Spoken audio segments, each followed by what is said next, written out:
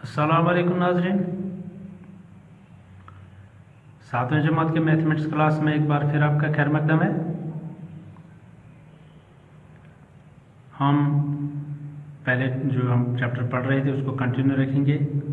Comparing quantities, उसमें percents हम आजकल देख रहे हैं, तो उसको हम आज भी जारी रखेंगे। उसके लिए हम एक्सरसाइज 8.3 से कुछ क्वेश्चंस करेंगे। क्वेश्चन नंबर 5 है, I buy a TV for ₹10,000 and sell it at a profit of 20%. How much money do I get for it? ये टीवी खरीदता है 10,000 रुपये का और इसको बेचता है और 20% उसमें प्रॉफिट कमाता है, नफ़ा कमाता है, फ़ायदा आता है इसको। तो ये पूछ रहा है कि मुझे इसका कुल पैसा कितना मिलेगा, कितने पैसे में इसको मैं बेच रहा हूँ। अगर मैंने 10,000 रुपये में इसको ख़रीदा है और 20% मुझे इसमें प्रॉफिट मिल रहा है, तो मैं इसको कितने पैसे में बेच रहा हूँ। चलिए देखते हैं। कॉस्ट प्राइस ऑफ टीवी 10,000 है, जितने में इसने ख़रीदा है। प्रॉफिट परसेंट इसमें 20% है, 20% इसको प्रॉफिट मिलता है। क्योंकि कॉस्ट प्राइस 10,000 है, इसी पर इसको 20% प्रॉफिट मिलेगा। Therefore profit is equal to 20% of 10,000। जो कॉस्ट प्राइस है इसका, उसका 20% इसको मिलेगा। 20% को फ्रैक्शन में लिखते हैं 20/100, ऑफ को मल्टीप्लाई लिखते हैं 10,000। तो इसको सॉल्व करते हैं, 2 zeros यहाँ पर कैंसिल हो जाएंगे। अब 20 × 100 वो बनता है 2000। तो इस तरह इसको प्रॉफिट मिलता है 2000 रुपीज़। इसने ख़रीदा था इसको 10,000 रुपीज़ में, अब इसको इस पर 2000 रुपीज़ प्रॉफिट मिलता है, तो ये इसको कितने में बेचेगा 10,000 और अपना profit 2000, that is 12,000। Selling price जिस पर ये इसको बेचेगा वो कीमत, एक तो इसका कॉस्ट प्राइस 10,000 और प्रॉफिट 2000, दोनों को मिला के ये 12,000 रुपये में इसको बेचेगा। तो 10,000 रुपये में ख़रीदा था, आप 12,000 रुपये में बेचता है। इस तरह से इसको 2,000 रुपये का इसमें फ़ायदा मिल रहा है। क्वेश्चन 6 है, a shopkeeper sells a washing machine for ₹13,500. He loses 20% in the bargain. What was the price at which he bought it? यहाँ पर एक दुकानदार है जो इस एक वॉशिंग मशीन को बेचता है 13,500 रुपये में, 13,500 रुपीज़ में इसको बेचता है और इस सौदा में इसको 20% का घाटा होता है। ही लूजेस, घाटा होता है, इसको नुकसान होता है 20%। 13,500 रुपये में इसको बेचता है, लेकिन फिर भी इसको 20% का घाटा लग रहा है।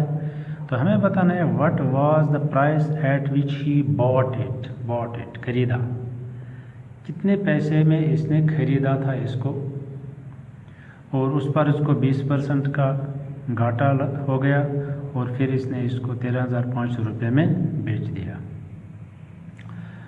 क्योंकि हमें पता है कि जो चाहे प्रॉफिट हो या लॉस हो वो कॉस्ट प्राइस पर लगता है। यहाँ पर सेलिंग प्राइस दिया हुआ है, जिस कीमत में इसको बेचा गया है। कॉस्ट प्राइस यहाँ पर हमें पता नहीं है, हमें वो निकालना है। इसलिए हम करेंगे काम, let the cost price is ₹X। हम सपोज़ करेंगे कि इसका कॉस्ट प्राइस था जितने में इसने ख़रीदा था इसको, वो X रुपीज़ था। तो लॉस इसका कितना हो गया 20%। तो अब हम देखते हैं टोटल लॉस कितना आएगा, 20% ऑफ X, क्योंकि इसका X कॉस्ट प्राइस हमने रखा, इसी पर इसको 20% का लॉस हो रहा है। 20% को फ्रैक्शन में लिखते हैं 20/100 इंटू X। तो इसको कसर काटते हैं, पहले 0 कैंसिल हो जाएगा, 2 1 2, 2 5 10, तो 1/5x।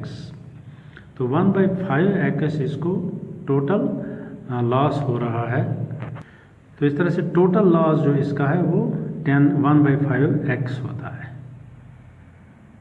तो हम देखेंगे अब इसको, इसका कॉस्ट प्राइस क्या था, कितने में इसने खरीदा था इसको।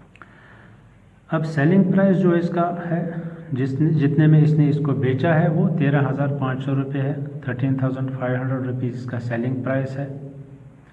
क्योंकि सेलिंग प्राइस हमें मिलता है कॉस्ट प्राइस माइनस लॉस। अगर प्रॉफिट होगा तो प्लस होगा, अगर लॉस है तो वो माइनस होगा। तो कॉस्ट यहाँ पर लॉस है तो सेलिंग प्राइस कैसे निकलेगा, कॉस्ट प्राइस माइनस लॉस, वो इसका 13,500 है।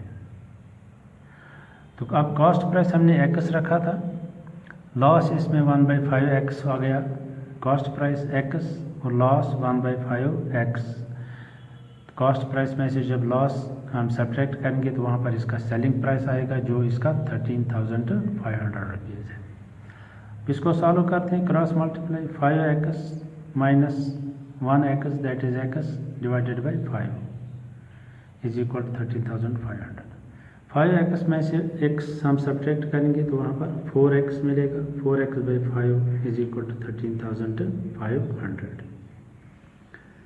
अब 4x, इस 5 को यहाँ पर क्रॉस मल्टीप्लाई करते हैं, 5 को 13,500 से क्रॉस करते हैं, मल्टीप्लाई करते हैं, तो इस तरह से 4x इज इक्वल टू, इसको जब मल्टीप्लाई करेंगे तो 67,500 आएगा। 4x इज इक्वल टू, इन दो को मल्टीप्लाई करेंगे तो वहाँ पर 67,500 हमें मिलता है।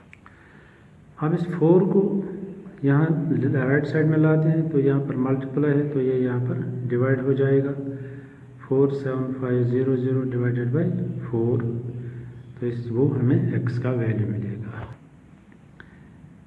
इसकी हम कसर काटते हैं, 4 1 ज़र 4, यहाँ 4 1 ज़र 4, वहाँ 2 रहता है, 27, 4 6 ज़र 24, वहाँ पर 3 बचता है 35, 4 8 ज़र 32, वहाँ पर 3 बचता है 30, 4 7 ज़र 28, वहाँ से 2 बचता है 20 बनता है, 4 5 ज़र 20। तो इस तरह से 16,875 x का वैल्यू हमारे पास आ गया। सो x इज इक्वल टू 16,875। तो चूंकि x जो है ये हमने रखा था यहाँ पर cost price, let the cost price is x, और x का वैल्यू हमारे पास आ गया 16,875।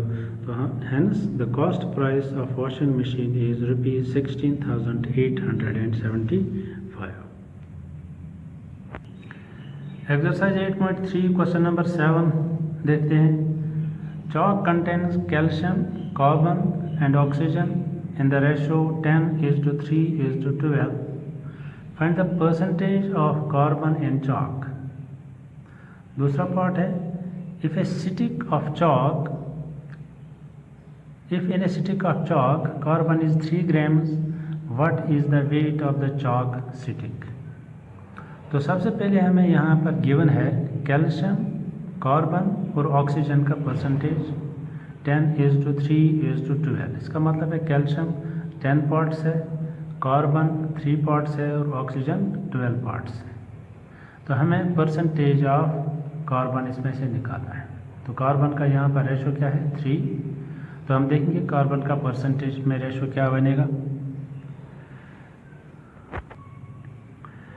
Ratio of calcium, carbon and oxygen जो क्वेश्चन में दिया गया है 10:3:12। पहले कैल्शियम है, इसका मतलब है कैल्शियम 10 पार्ट्स है, दूसरा कार्बन है, कार्बन 3 पार्ट्स है, तीसरा ऑक्सीजन है, ऑक्सीजन 12 पार्ट्स है। तो हमें कार्बन का इसमें परसेंटेज निकालना है। तो हम पहले इसको सम ऑफ रेशोज़ देखते हैं, 10 + 3 + 12, इन 3 रेशोज़ को ऐड करते हैं, वो बनता है 25। अब इस 25 में कार्बन का कितना पार्ट है, 3 पार्ट्स कार्बन है इसमें। तो अगर हम इसको फ्रैक्शन में लिखेंगे तो इस कैसे लिखेंगे 3/25, रेशो ऑफ कार्बन 3/25, क्योंकि टोटल रेशो 25 है, उसमें कार्बन 3 पार्ट्स है, तो इसका मतलब है रेशो ऑफ कार्बन इज़ 3/25।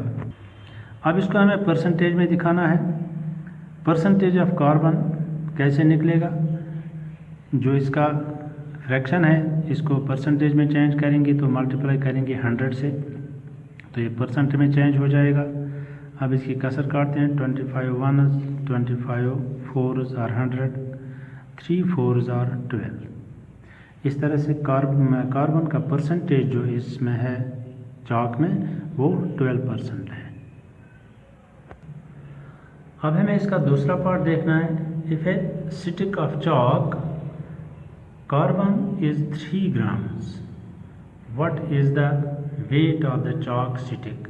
एक चॉक स्टिक है, उसमें कार्बन 3 ग्राम है, हमें बताना है कि इस चॉक स्टिक का टोटल वेट क्या है। Let the weight of chalk stick is x grams. हम सपोज करते हैं कि इस चॉक स्टिक का वज़न x ग्राम्स है। वेट ऑफ कार्बन इसमें कितना है, 3 ग्राम्स। क्योंकि परसेंटेज ऑफ कार्बन जो है वो 12% है, जैसा कि यहाँ हमने निकाला परसेंटेज ऑफ कार्बन 12% है, तो इसका 12% कितना बनता है, 3 ग्राम्स। देयरफॉर 12% ऑफ x, जो इसका टोटल वज़न है उसका 12% कार्बन है, तो कार्बन 3 ग्राम्स है। इसका मतलब है 12% ऑफ x इज़ 3 ग्राम्स। 12% को फ्रैक्शन में लिखते हैं 12/100, ऑफ को मल्टीप्लाई लिखते हैं, x is equal to 3 grams. अब इस 12/100 को राइट साइड में ले जाते हैं, यहाँ पर मल्टीप्लाई है, यहाँ पर ये डिवाइड हो जाएगा। और आपको मालूम है कि अगर हम डिवाइड को मल्टीप्लाई में लिखेंगे तो इसको रेसिप्रोकल लिखना पड़ता है। 12/100 के बजाय हमें 100/12 लिखना पड़ेगा। तो इसको हम अब कसर काटते हैं, 3 1s आर 3, 3 4s आर 12। अब यहाँ से कसर काटते हैं, 4 1s are 4, 4 2s are 8, 4 5s are 10। तो इस तरह से x is equal to 25 grams. अब ये x हमने क्या रखा था, weight of the chalk stick, x gram हमने रखा था। अब x का वैल्यू हमारे पास 25 ग्राम आ गया, इसलिए हम लिखेंगे hence wait of the chalk stick is 25 grams. क्योंकि 25 ग्राम्स का अगर हम 12% ले लेंगे तो वो 3 ग्राम्स के बराबर आता है। तो इस तरह से एक्सरसाइज 8.3 से हमने आज और कुछ क्वेश्चंस किए, तो इनको आप अच्छे तरीके से आप रिवाइज कीजिए। जहाँ पर भी आपको समझ नहीं आएगा आप मुझसे पूछ सकते हैं, ताकि कोई डाउट हो तो क्लियर हो जाए। तो बाकी अगली क्लास तक के लिए इजाज़त दीजिए। Best of luck, thank you for watching.